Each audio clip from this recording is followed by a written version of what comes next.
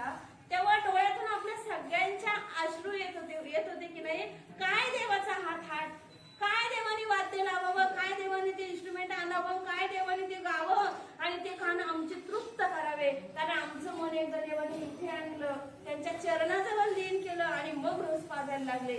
मग म्हणून तुळशीदास म्हणे ना, बिनो सतसंग विवेकन होई राम कथा सर्वन सोयी. अरे तुला रामाच्या कथा ऐकायच्या आहे, जोपर्यंत तू रामाच्या कथा ऐकत नाही तुझं चरित्र रामासारखं होणार नाही.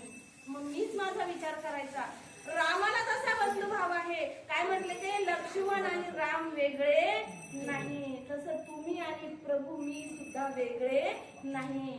मग येथपर्यंत मला जायचं आहे, त्याच्यासाठी मला सेवा, साधना आणि आचारधर्म या गोष्टी माझ्या जीवनात असल्या पाहिजे. परवा मी एक ताईकडे सेवेला होते, रात्रभर 2:30-3 वाजेपर्यंत गप्पा मारल्या, सगळा साफ झाला.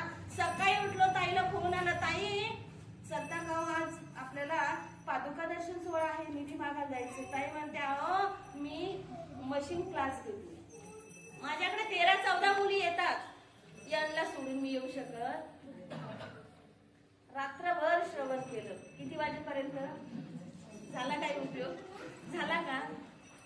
तसं मला करायचं नाही, लोटा पालथा मारायचा नाही, तुमच्या जीवनाचं सार होईल. आम्ही काय येणार, तुम्हाला 2 मिनिट सांगणार, जाणार, प्रभू थकले, त्यांच्या पुढे आम्ही काय एवढंस, त्यांची पायाची पण धूळ नाही. झालेली सेवा गुरुचरणी समर्पित करते आणि सेवेला पूर्ण विराम देते, कारण सकाळची वेळ आहे, तुम्हालाही स्वयंपाक करायचा.